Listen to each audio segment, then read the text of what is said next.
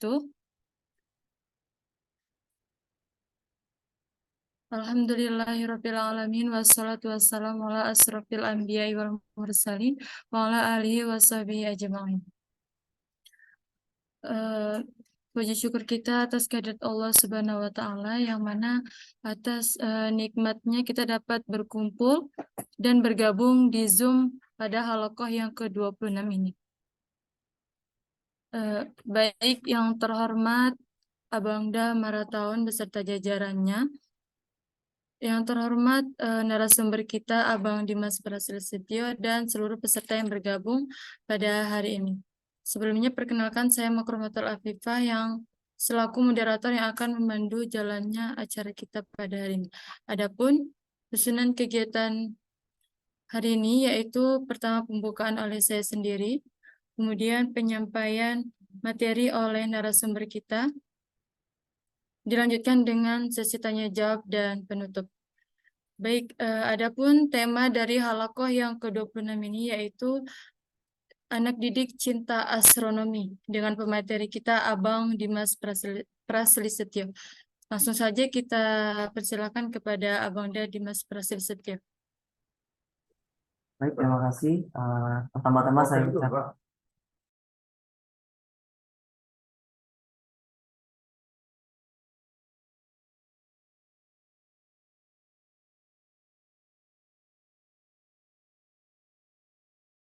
Baik, mohon maaf sebelumnya kepada pemateri kita.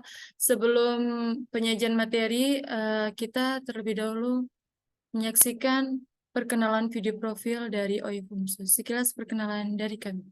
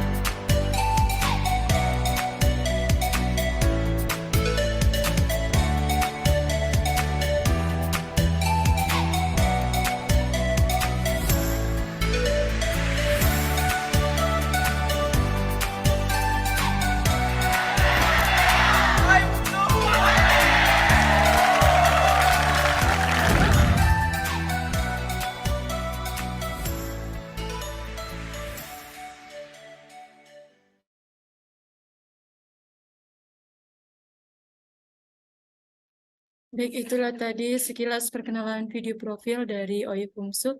Baik, langsung saja kita mulai acara yang selanjutnya, yaitu penyampaian materi oleh narasumber kita, yaitu Abang Dimas Prasetyo. Waktu dan tempat dipersilakan. Baik, terima kasih kepada Pak Rinda Matruna Sifar. Sebelum itu saya ucap salam terlebih dahulu. Assalamualaikum warahmatullahi wabarakatuh. Baik, terima kasih. Alhamdulillah rabbil alamin wassalatu wassalamu ala asrofil anbiya'i wal mursalin wa ala alihi washabihi wasallam ajmain. Terima kasih kepada tim Konfungsi yang telah mempersilahkan saya untuk memaparkan materi saya pada hari ini, yaitu eh, anak didik cinta tsunami. Namun sebelum itu saya izinkan untuk share screen untuk memamerkan atau memamerkan dari materi saya.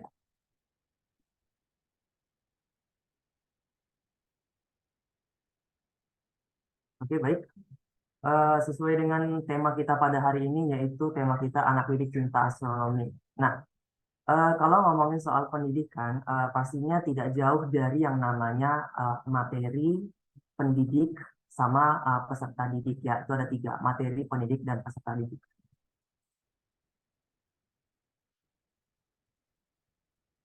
Nah, kalau sesuai dengan tema kita pada halal kita hari ini, yaitu materinya adalah tadi astronomi, sedangkan pendidiknya itu adalah kita yang hadir, dan peserta didiknya adalah objek yang akan kita ajar nantinya. Nah, di sini juga saya sudah merangkum ada 4 subtema yang saya jabarkan nantinya. Yang pertama itu adalah teori pendidikan, yang kedua itu ada yang namanya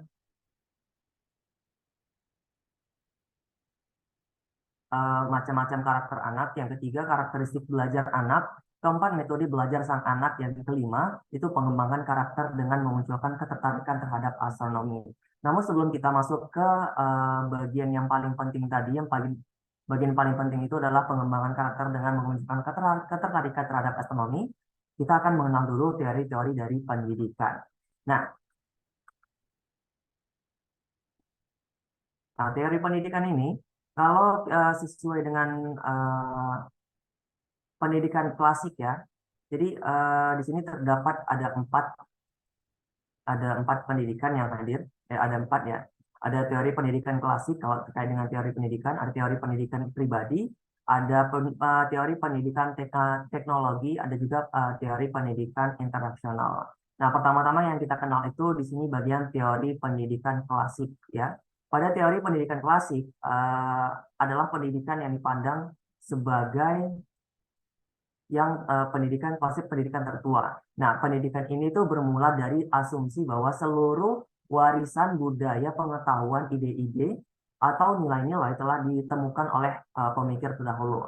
Nah, untuk pendidikan ini hanya berfungsi memelihara atau meneruskan dari generasi ke generasi berikutnya. Jadi, kita sebagai guru atau peserta didik tidak perlu susah-susah mencari satu ataupun menciptakan pengetahuan, konsep atau nilai-nilai baru. Nah, sebab semua sudah tersedia, tinggal bagaimana menguasai dan mengajarkan kepada siswa, murid, peserta ataupun peserta didik.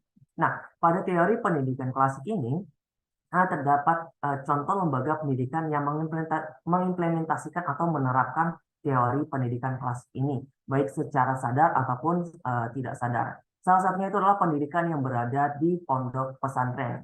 Ya, pondok pesantren ini menggunakan kurikulum yang dalam artinya itu materi yang berasal dari kitab-kitab klasik karya para ulama. Nah, dengan kata lain, apa yang menjadi tradisi dan khazanah keilmuan para ulama itu dianggap sebagai suatu yang final dan harus dipelihara, dijaga dan diwariskan dari generasi ke generasi. Hal ini sejalan dengan implementasi teori pendidikan klasik dalam proses pembelajaran yang ditandai dengan peran pendidik. Nah, pendidik di sini dianggap sebagai sumber pengetahuan yang dominan, sedangkan peserta didik cenderung pasif, yang artinya menerima begitu saja materi yang disampaikan oleh pendidik, seperti itu. Nah, dalam pendidikan klasik itu tugas pendidik adalah untuk memilih dan menyajikan materi sesuai dengan tingkat perkembangan peserta didik kita. Nah, sebelum menyampaikannya kepada para peserta didik, pendidik itu harus mempelajari dengan sungguh-sungguh karena tugas pendidik itu bukan hanya mengajarkan materi dan pengetahuannya, tetapi juga melatih keterampilan dan dapat menanamkan nilai dengan baik. Nah, pada teori ini terdapat konsep-konsep pendidikan klasik yaitu perennialisme dan esensialisme. Ya, serta aliran lainnya yaitu eksistensialisme. Namun terkait dengan konsep-konsep ini saya juga masih belajar untuk memahaminya. Namun karena konsep-konsep ini dari pendidikan kelas ini menurut saya kurang berkaitan dengan tema kita yaitu anak didik cinta tsunami, maka kita skip saja. Nah, selanjutnya di sini juga terdapat yang namanya yang sebelah sini terdapat teori pendidikan pribadi. Nah, untuk teori pendidikan pribadi atau yang disebut dengan personalized atau education lebih mengutamakan peranan peserta didik. Ya, ini sangat berbeda sekali dengan yang teori pendidikan klasik yang saya sampaikan tadi. Nah, untuk konsep pendidikan ini beranggapan bahwa sejak dilahirkan peserta didik telah memiliki potensi-potensi, baik potensi untuk berpikir, berbuat, memecahkan masalah, maupun untuk belajar dan berkembang sendiri. Nah, pendidikan ini ibarat persemaian. Nah, kalau persemaian itu tempat atau areal untuk kegiatan memproses benih menjadi bibit yang siap ditanam di lapangan. Nah, tugas pendidik itu seperti halnya seorang petani yang mengusahakan tanah yang gembur yang diberikan pupuk, air, udara, sinar matahari yang sesuai dengan kebutuhan dan perkembangan tanaman. Nah, tanaman ini diandaikan sebagai peserta didiknya seperti itu. Nah, selanjutnya pendidikan ini mengedepankan kebutuhan dan minat peserta didik seperti halnya dalam minat belajar matematika, sains maupun khususnya itu astronomi yang kita bahas pada hari ini. Nah, untuk peserta didik itu menjadi subjek pendidikan, ya. Dialah yang menduduki tempat utama dalam pendidikan. Pendidik menempati posisi yang kedua, ya, bukan lagi sebagai penyampai informasi atau sebagai model dan ahli dalam disiplin ilmu. Ia lebih berfungsi sebagai psikolog yang mengerti segala kebutuhan dan masalah peserta didik. Nah, pendidik juga berperan sebagai bidan yang membantu peserta didik agar dapat melahirkan ide-idenya seperti itu. Nah, pendidik adalah pembimbing, pendorong atau motivator, fasilitator, dan pelayan bagi peserta didik. Nah, selanjutnya kurikulum pendidikan pribadi. Kurikulum pendidikan pribadi ini lebih menekankan pada proses pengembangan kemampuan peserta didik. Jadi materi ajar yang dipilih sesuai dengan minat dan kebutuhan peserta didik, itu pengembangan kurikulumnya dilakukan oleh pendidik dengan melibatkan peserta didik. Tidak sesuatu kurikulum standar, tidak ada suatu kurikulum standar, yang ada adalah kurikulum minimal yang dalam implementasinya itu dikembangkan bersama peserta didik. Yang isinya itu dan prosesnya pembelajarannya selalu berubah sesuai dengan minat dan kebutuhan peserta didik. Nah, yang ketiga di sebelah sini juga ada pendidikan teknologi. Nah, pada pendidikan teknologi ini mempunyai persamaan dengan pendidikan klasik yang kita bahas yang pertama tadi tentang peranan pendidikan dalam menyampaikan informasi. Nah, keduanya juga itu mempunyai perbedaan. Sebab yang diutamakan dalam teknologi pendidikan itu adalah pembentukan dan penguasaan kompetensi, bukan pengawetan dan pemeliharaan budaya lama. Nah, teknologi pendidikan lebih berorientasi ke masa sekarang dan yang akan datang. Nah, tidak seperti pendidikan klasik yang lebih melihat ke masa lalu. Nah, untuk perkembangan teknologi, pendidikan dipengaruhi dan sangat diwarnai oleh perkembangan ilmu dan teknologi. Nah, teknologi ini telah masuk ke semua segi kehidupan, termasuk dalam pendidikan.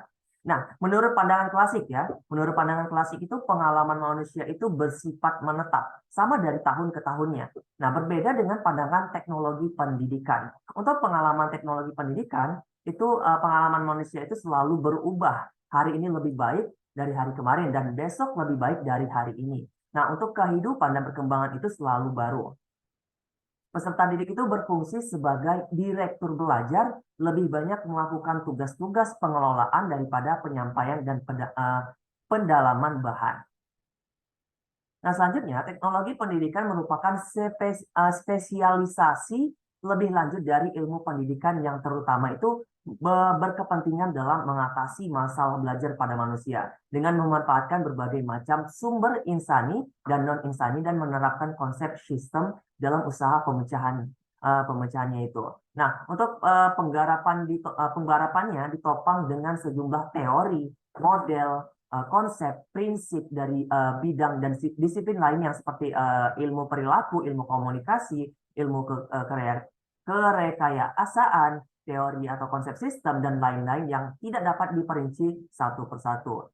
Nah, penggarapan ini dilakukan dengan sistematis dan sistemik. Nah, teknologi ini pendidikan berusaha menjelaskan, meringkaskan, memberi orientasi, dan mematiskan gejala konsep teori yang saling berkaitan dengan menggabungkannya menjadi satu, yang merupakan pendekatan isomeristik, yaitu pendekatan yang menekankan pada perlunya ada daya lipat atau sinergi. Jadi teknologi ini pendidikan juga berusaha mengidentifikasi hal-hal yang belum jelas, belum terpecahkan, dan mencari cara yang baru, yang inovatif sesuai dengan perkembangan budaya dan hasrat manusia untuk memperbaiki dirinya. Nah, selanjutnya yang kita kenal juga itu yang keempat, pendidikan interaksional. Nah, konsep pendidikan ini beranggapan bahwa pemikiran manusia itu sebagai makhluk sosial yang selalu membutuhkan manusia lain, selalu hidup bersama, berinteraksi, dan bekerja sama. Nah, pendidikan sebagai salah satu bentuk kehidupan yang terdapat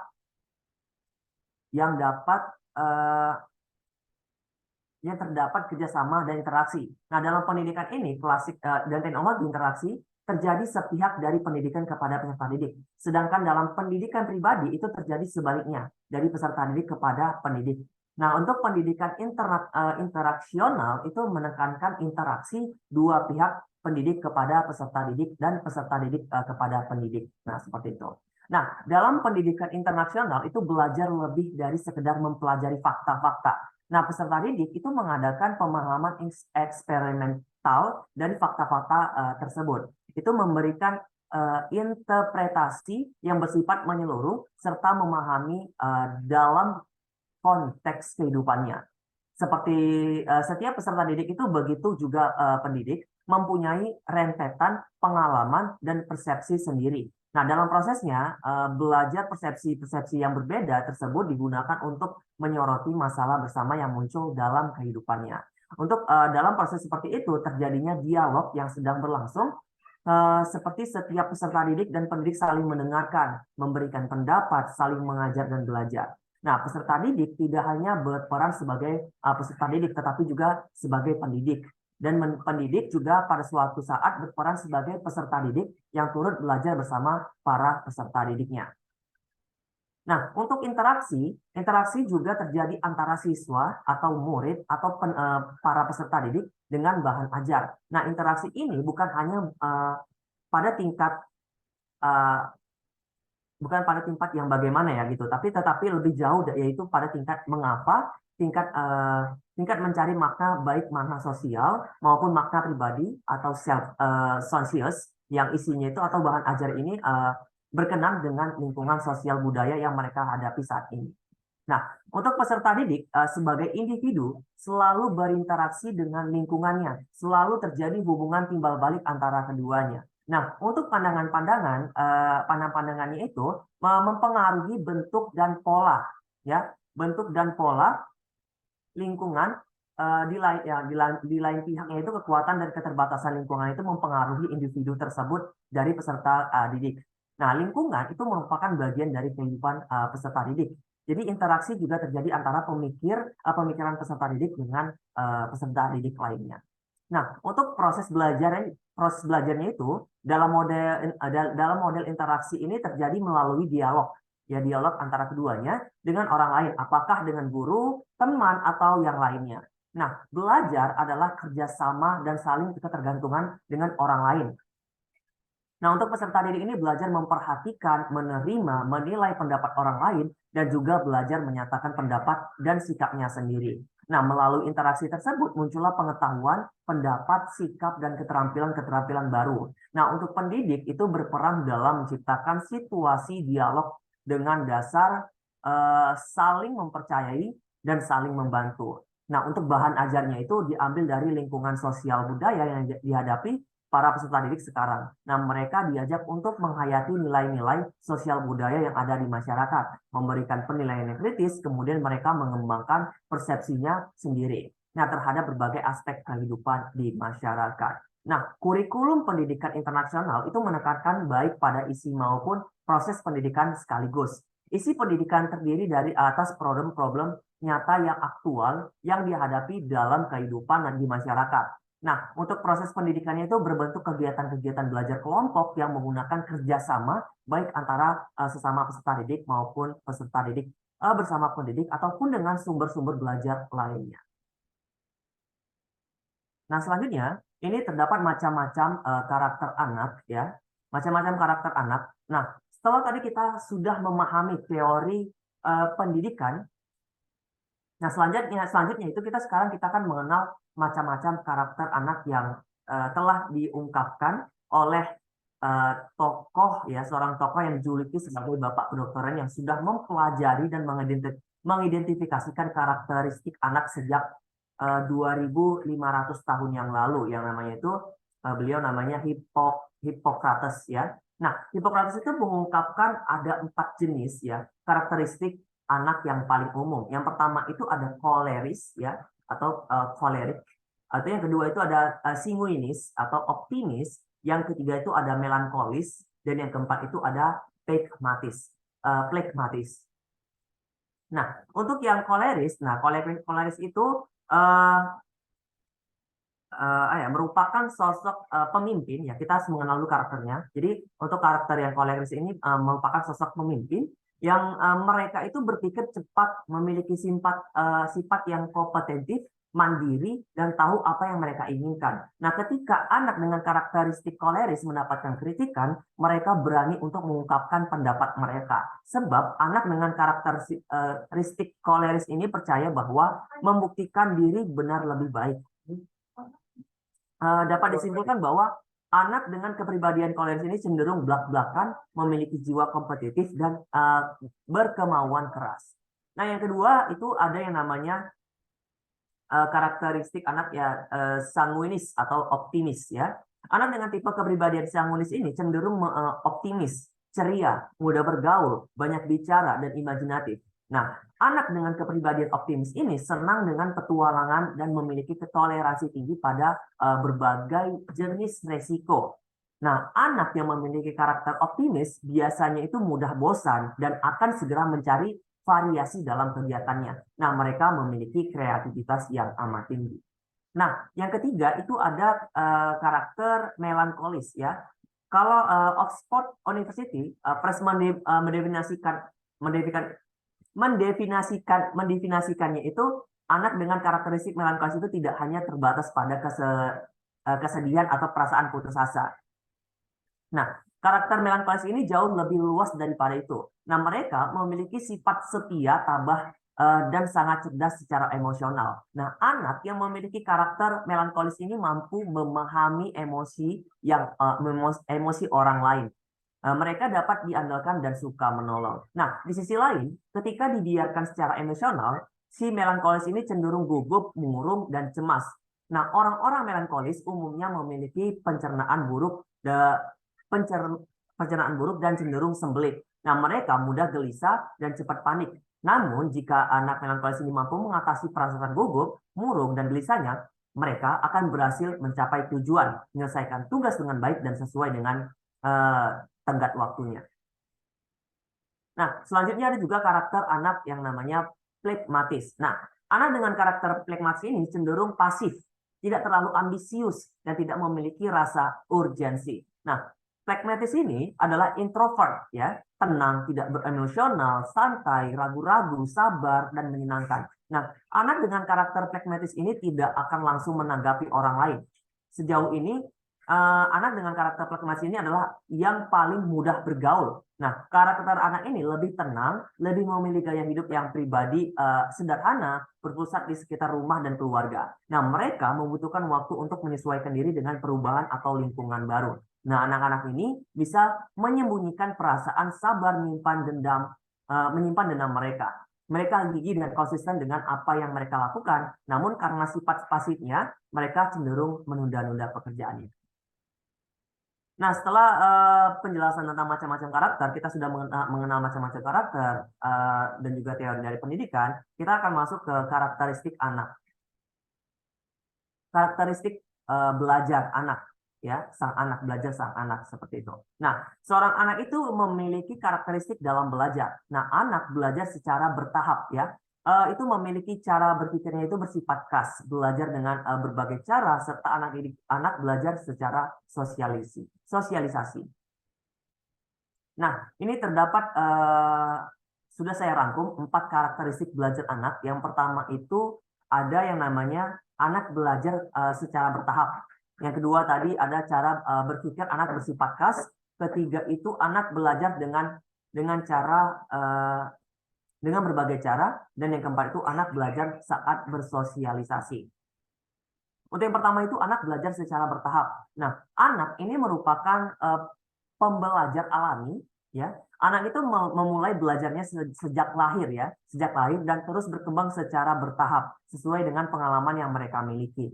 Nah, mereka belajar dengan cara yang itu bertahap. Ya, bertahap ini sesuai dengan tingkatan kematangan yang perkembangan berpikirnya itu pikirnya mulai ada gitu. Nah, yang kedua itu memulai segala sesuatu dari hal-hal yang bersifat konkret atau abstrak. Yang ketiga itu menggunakan seluruh inderanya, yaitu dengan melihat, mendengar, menghidup, merasa, dan meraba. Oleh karena itu, anak dapat mengamati, menghirup berbagai aroma, mendengarkan berbagai macam bunyi, merasakan, mencicipi, mendorong, menarik, menggerak-gerak benda, dan berbagai cara yang disukainya. Nah, selanjutnya, karakteristik belajar anak itu cara berpikir anak bersifat khas, ya. Cara berpikir anak bersifat khas. Nah, dari pengalamannya sehari-hari, untuk sumber pengalaman anak itu didapat dari pengalaman sensori. Ya, pengalaman sensori itu yaitu saat anak menggunakan inderanya seperti penglihatan, pendengaran, menghirup, perasa, pengecap, dan peraba. Nah, selanjutnya itu ada pengalaman berbahasa yang didapatkan anak saat mereka berkomunikasi dengan teman-teman, orang tua, guru, dan orang lain. Nah, selanjutnya itu ada pengalaman budaya yang didapatkan anak melalui kebiasaan di rumah, nilai yang diterapkan dalam keluarga termasuk yang berlaku di lingkungannya. Yang keempat itu pengalaman sosial yang diperoleh dari teman sepermainannya, yaitu perilaku orang dewasa dan lain-lain. Dan yang kelima itu ada pengalaman yang bersumber dari buku dan media massa seperti surat kabar, majalah, televisi, radio, gadget, dan lain-lain. Nah, di sini juga ada karakteristik belajar anak, yaitu anak belajar dengan berbagai cara. Nah, anak itu senang mengamati dan menggunakan mainannya dengan berbagai cara. Misalkan seperti mobil-mobilan, pesawat-pesawatan, roket-roketan, atau benda-benda langit itu dapat digerakkan maju mundur, dan lain sebagainya. Namun, orang dewasa sering menginginkan anak itu untuk bermain seperti yang dipikirkan mereka gitu. Sebaiknya anak perlu diberi kesempatan untuk memainkan alat permainan dengan berbagai cara sehingga menemukan pengetahuan atau pengalaman baru. Nah, orang dewasa, kita itu berperan memperkuat atau memberikan makna terhadap pengetahuan atau pengalaman yang didapat oleh anak. Nah, yang keempat itu anak belajar saat bersosialisasi. Anak itu memperoleh banyak pengetahuan dan keterampilan melalui interaksi dengan lingkungannya. Kemampuan berbahasa, kemampuan sosial emosional, dan kemampuan lainnya itu berkembang pesat bila anak diberi kesempatan bersosialisasi dengan teman, benda-benda atau alat mainannya, dan orang-orang yang ada di sekitarnya. Nah, selanjutnya ada juga yang namanya metode belajar anak, ya. Untuk mohon maaf,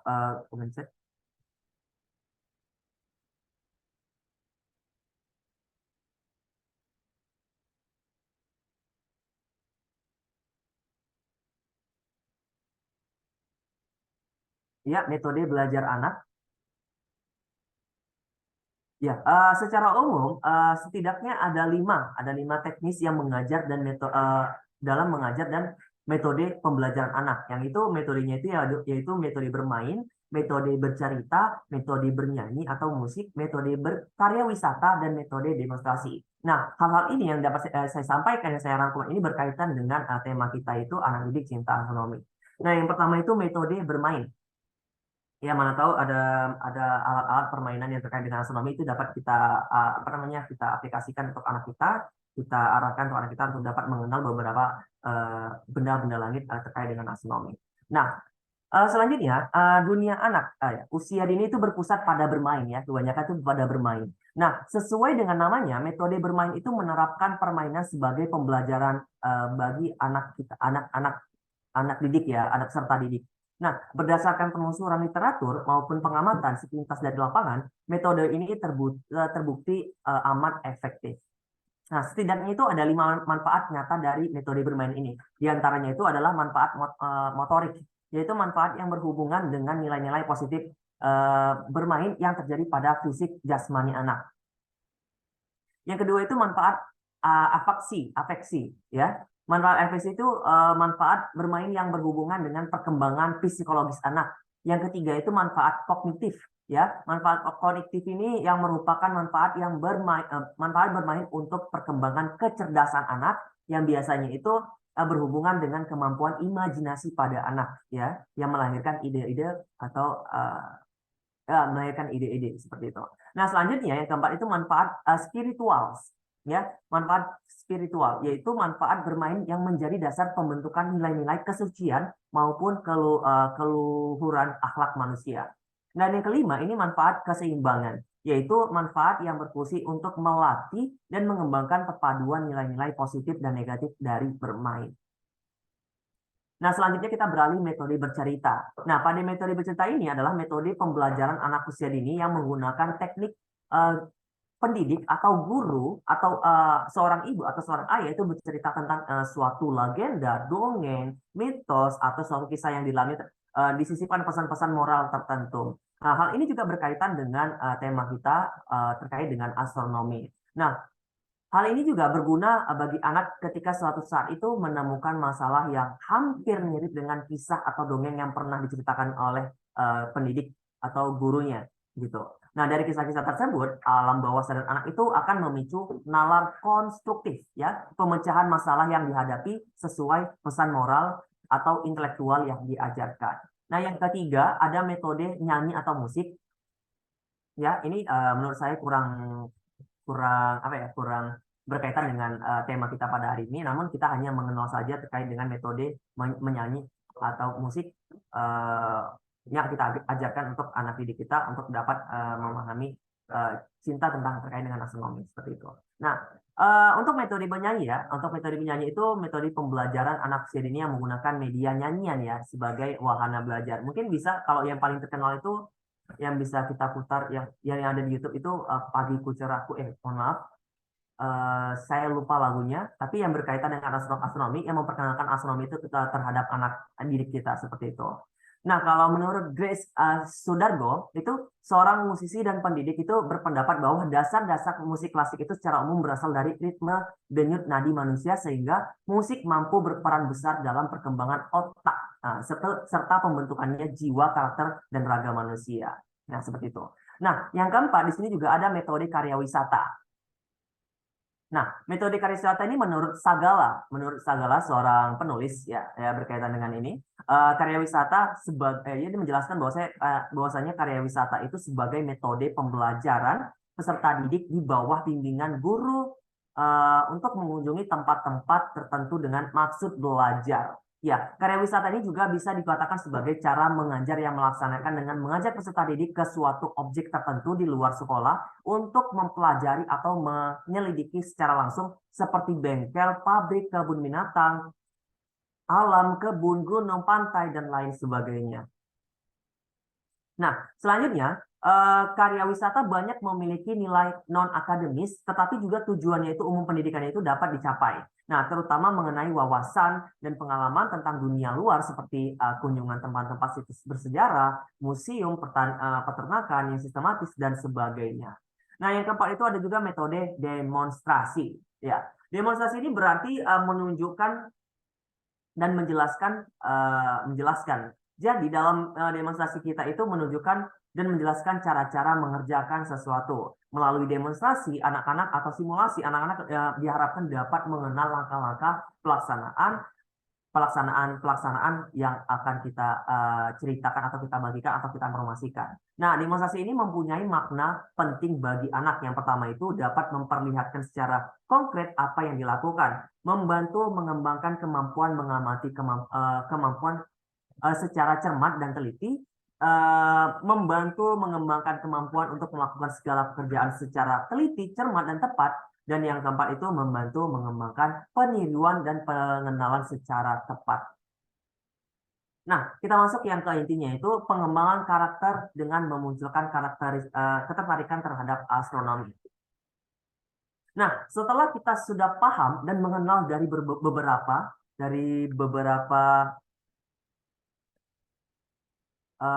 beberapa teori pendidikan yang saya sampaikan tadi, selanjutnya kita akan memasuki penjelasan subtema selanjutnya itu pengembangan karakter peserta didik anak dengan memunculkan ketertarikan terhadap astronomi. Nah, kalau ngomongin soal pengembangan karakter ya, maka hal tersebut diterapkan berawal dari sang anak ketika beranjak di usia dini. Nah, kita sebagai pendidik itu memiliki keinginan bahwa anak dapat mengarah ke hal-hal yang positif. Khususnya itu berkaitan dengan tema kita kali ini, yaitu anak didik cinta astronomi. Walaupun ia tidak merasa cinta terhadap astronomi, paling tidak sang anak dapat memiliki sebuah ketertarikan terhadap astronomi.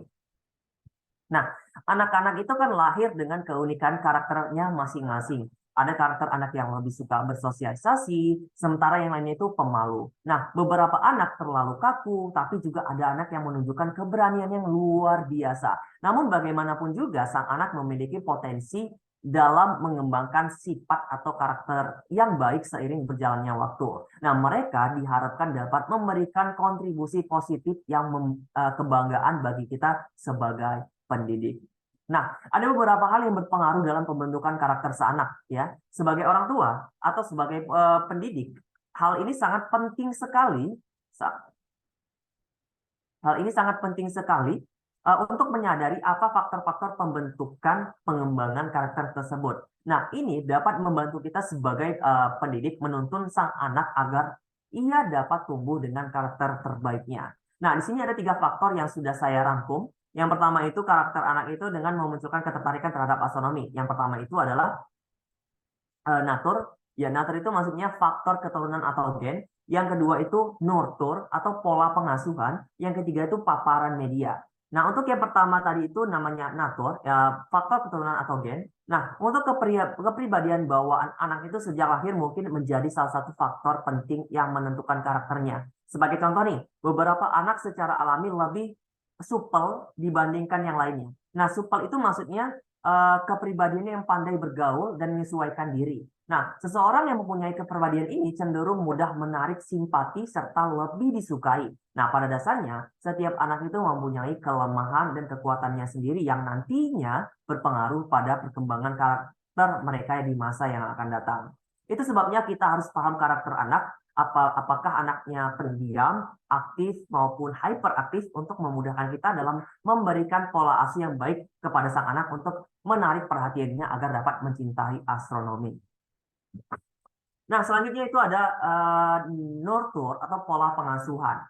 Nah, lingkungan tempat sang anak itu tumbuh juga mempengaruhi kepribadian dan karakternya. Misalnya, jika kita itu Bapak Ibu sekalian menerapkan peraturan yang sangat ketat serta memiliki ekspektasi tinggi kepada sang anak, maka ia bisa tumbuh menjadi anak yang menuntut kesempurnaan dan menjadi sangat keras pada dirinya sendiri. Untuk itu, kita tidak perlu sangat memaksakan sang anak untuk sangat-sangat mencintai hal-hal yang kita inginkan, terutama mencintai astronomi.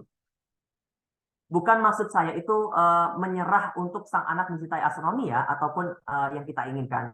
Melainkan hal ini dapat menyebabkan resiko-resiko yang berkaitan dengan psikologi anak yang tidak kita inginkan, khususnya terhadap tumbuh kembang anak maupun karakter anak. Sebab metode yang saya pahami ini untuk membuat anak cinta astronomi itu yaitu menggunakan teori pendidikan yang saya jelaskan tadi, yaitu salah satunya adalah teori pendidikan pribadi yang penjelasannya itu kita sebagai pendidik menempati posisi kedua, bukan lagi sebagai penyampaian informasi.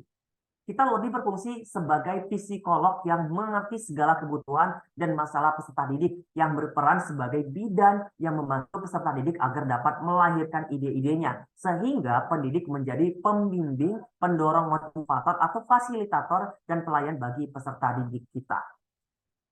Nah, bukan hanya itu saja sih, ya, rasa keingintahuan sang anak juga mampu menumbuhkan kemauan belajar. Nah, sang anak juga lebih aktif mencari pengetahuan, ya, lebih aktif mencari pengetahuan, dan ini bagus terhadap perkembangan otak sang anak.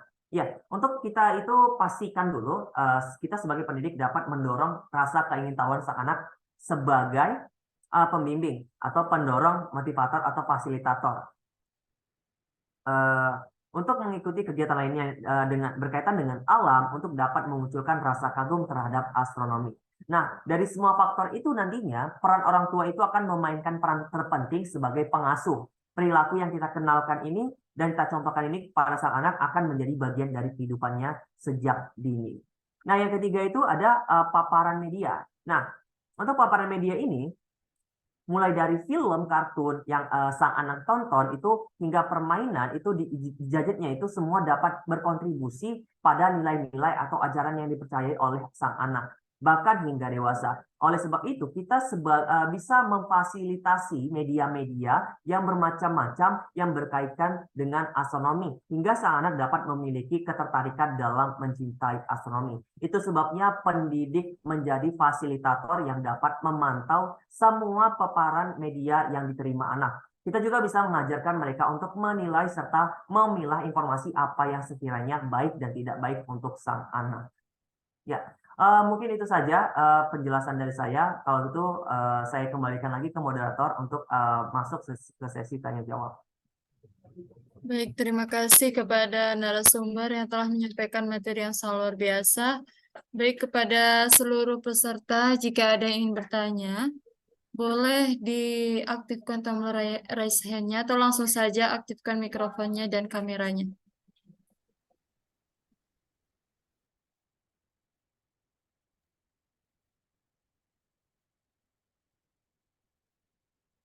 Sekali lagi, bagi yang ingin bertanya, boleh langsung aktifkan mikrofonnya dan kameranya, atau semuanya sudah paham ini ya?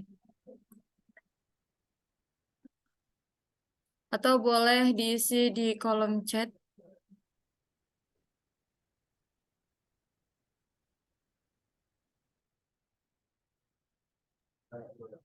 Cek, cek, apa suara saya terdengar?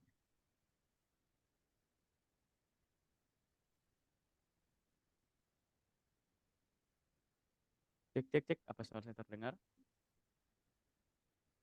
Pipa. Pipa? Iya, kepada Abang Muhammad Dimas Firdaus, dipersilakan Bang. Oke, Bismillahirrahmanirrahim. Assalamualaikum warahmatullahi wabarakatuh. Selamat siang semuanya. Terima kasih atas waktu yang sudah diberikan. Dari paparan yang sudah disampaikan terkait bagaimana anak didik ini mencintai atau menyukai astronomi, sebenarnya kalau saya perhatikan, ini bisa diimplementasikan pada setiap materi ajar ya. Jadi Iya. bagaimana kita bisa mengamati dan nature dan nurture-nya si anak, bagaimana lingkungan dan disebutnya apa ya, bawaan lahir lah katakannya gitu ya, bawaan lahir dari si anak kalau lingkungannya, ini kita bisa implementasikan ke berbagai materi ajar. Nah, namun dengan banyaknya materi ajar yang saat ini ada, bahkan mungkin di beberapa sekolah tingkat SD, SMP bisa sampai belasan mata pelajaran gitu. Apakah perlu dikembangkan di setiap mata pelajaran itu atau bisa dipilih aja misal anak ini memang kecenderungannya kepada satu materi saja? Terima kasih. Assalamualaikum warahmatullahi wabarakatuh. Baik, terima kasih kepada Bang Dimas Firdaus. Itu saja Bang pertanyaannya. Itu dulu saja, barangkali dari yang lain ada yang mau bertanya. Oke, kepada pemateri bagaimana, langsung dijawab atau ditampung dulu? Mungkin ditampung dulu. Oke, ditampung dulu ya, ditahan dulu nih jawabannya. Oke, selanjutnya kepada seluruh peserta yang lain, jika ada yang bertanya, boleh diaktifkan mikrofonnya dan kameranya.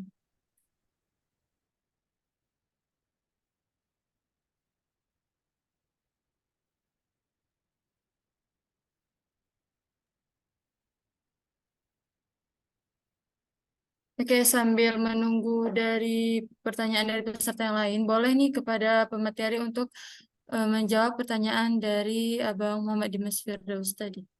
Kepada pemateri saya persilakan. Oke, baik. Tadi pertanyaannya, apakah bisa diterapkan semua mata pelajarannya, ataukah lebih dicondongkan itu di satu kemampuan dari sang anak didik itu? Ini sih sebenarnya ini kita kan, kalau kita ngebahas ini kan berarti kita ngebahas soal kurikulum ya, kurikulum. Ya, kalau untuk di pendidikan sendiri di sekolah-sekolah itu memang kita belajar itu dia tidak semuanya bisa dicondongkan ke anak itu belajar anak-anak itu anak didik itu harus mempelajari semua mata pelajaran yang dikonsep dari kurikulum tersebut gitu. Ya, ini tergantung dari anaknya ya. Jadi tergantung dari keinginan anaknya. Jadi kita tuh sekolah itu kan memfasilitasi ya, memfasilitasi apa ya, memfasilitasi materi dan menyampaikan dan menerapkan eh, apa ya bahan ajarnya itu agar supaya anak itu bisa menguasai berbagai macam materi yang dikuasai atau yang dikonsep melalui kurikulum tersebut.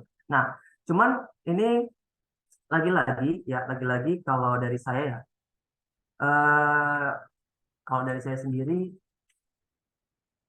mungkin ya lagi-lagi anak ini kan mengikuti apa yang diajarkan oleh pendidiknya atau gurunya gitu kan atau mengikuti dari kurikulum ya. Itu kita belajar di sekolah itu selalu mengikuti dari kurikulum.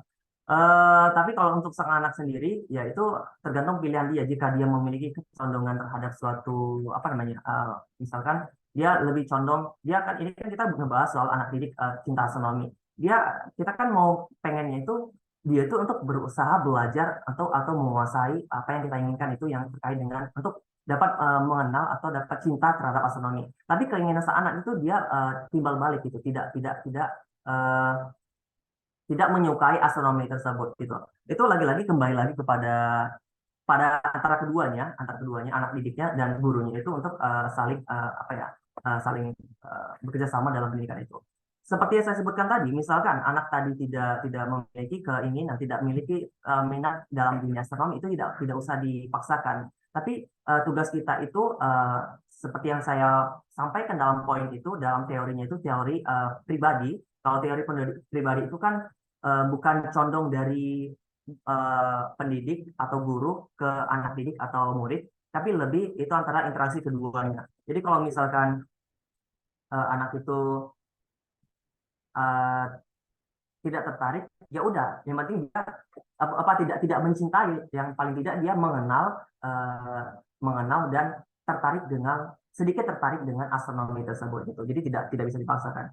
Itu tergantung sih dari orang apa ya dari masing-masing. Kadang-kadang tuh minat manusia itu beda-beda. Jadi kurang lebih seperti itu. Kalau itu mungkin bisa ditambahkan dari yang lain ya. Ini karena kita konsepnya itu konsep belajar apa ya konsep penyampaian daringnya ini ala toh ini diskusi mungkin dari ada tambahan dari yang lain. Pada seluruh peserta yang lain, apakah ada yang menambahkan? Sedikit membantu untuk pertanyaan dari Abang Dimas Firdaus. Ya, saya sendiri sih masih belum apa ya, belum terlalu menguasai materi yang saya sampaikan ini. Tapi paling tidak inilah usaha saya untuk menyampaikan informasi terkait perkembangan anak ya, seperti itu. Mungkin dari yang lain.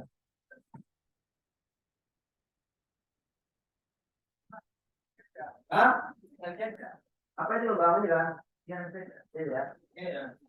Bagaimana Abang Muhammad Dimas Firdaus? Apakah masih ada yang ingin ditanyakan atau masih bingung nih kelihatannya? Oke, mantap. Terima kasih Abang Dimas atas pertanyaannya dan terima kasih kepada Abang Dimas juga yang sudah menjawab pertanyaan dari Bang Dimas.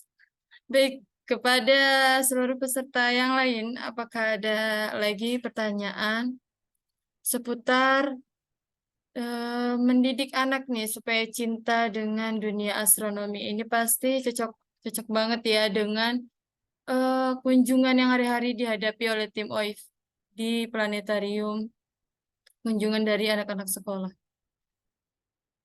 Ini tentu tema yang sangat menarik dibahas. Oke, kepada seluruh peserta yang lain, jika ada yang bertanya.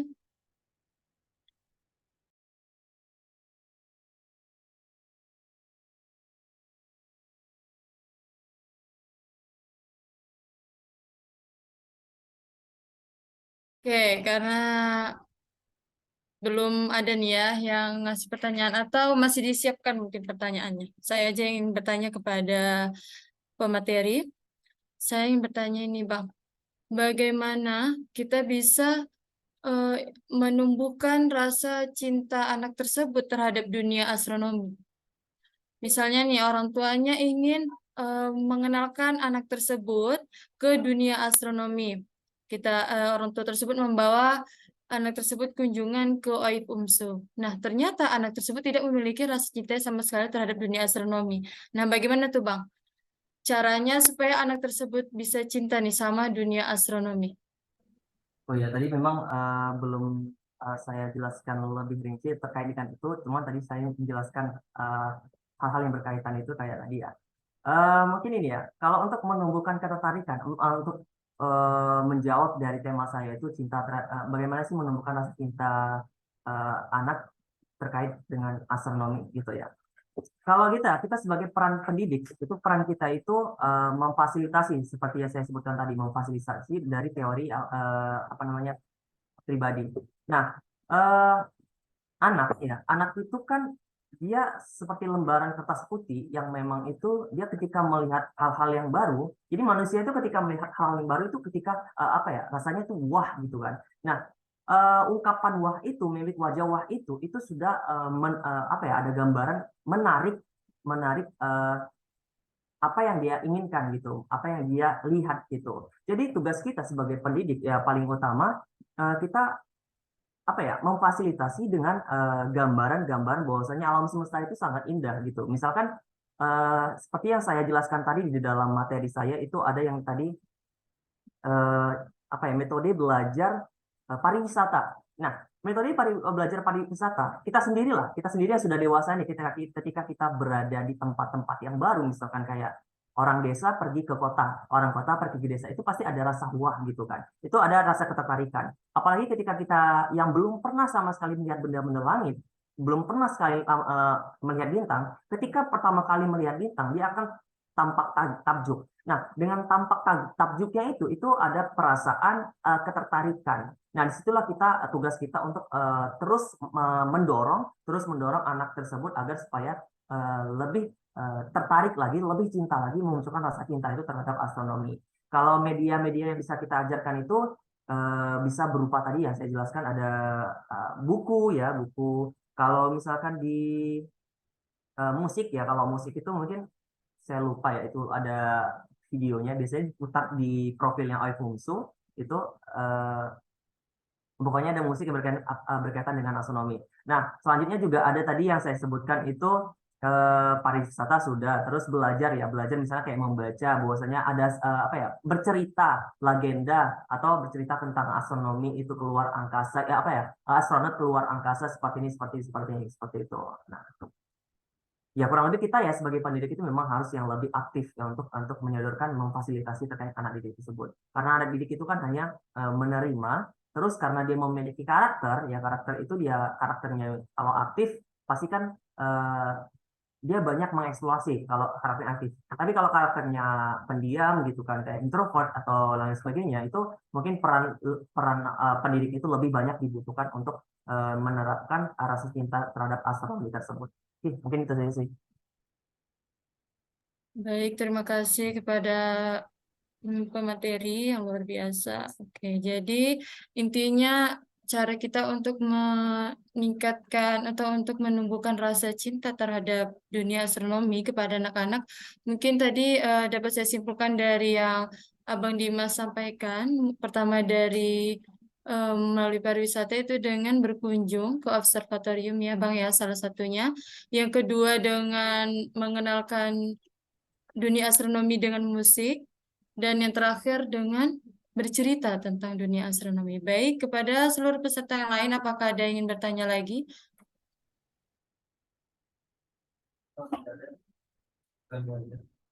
Baik, sepertinya sudah tidak ada lagi yang bertanya karena mungkin semuanya sudah paham ya bagaimana mendidik anak supaya cinta terhadap astronomi. Baik, kita tibalah di penghujung acara. Sebelum mengakhiri acara, saya persilakan kepada pemateri untuk menyampaikan sedikit kesimpulan atau closing statement. Baik, kepada Bunda dipersilakan.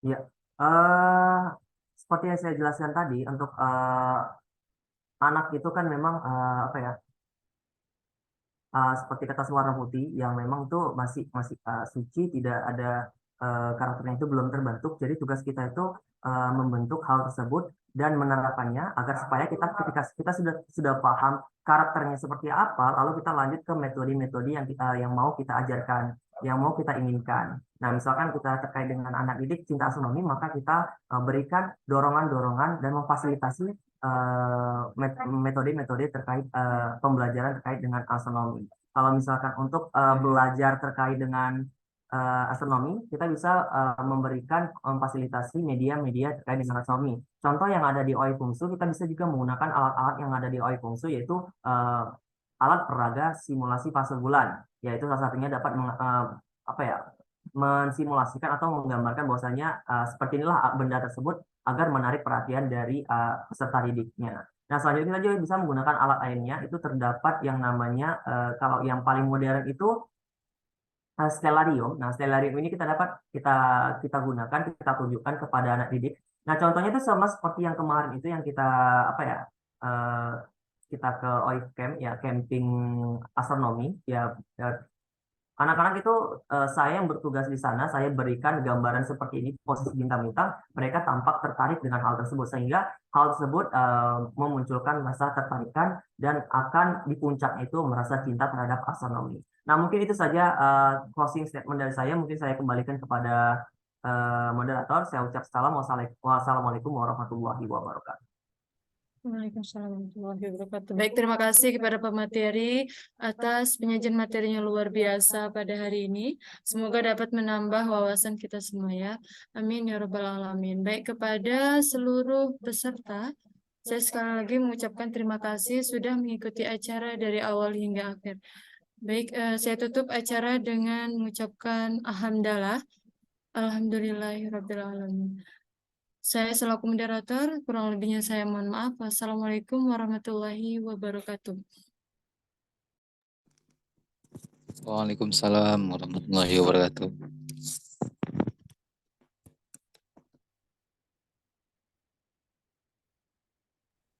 Apa kabar Bang Dayat?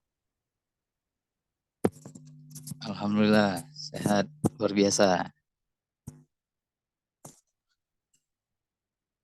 Abang di mana nih Bang? Lantai 6. Di ruang maya. Oh, oke. Oke, kalau gitu udah bisa ditutup. Ini bisa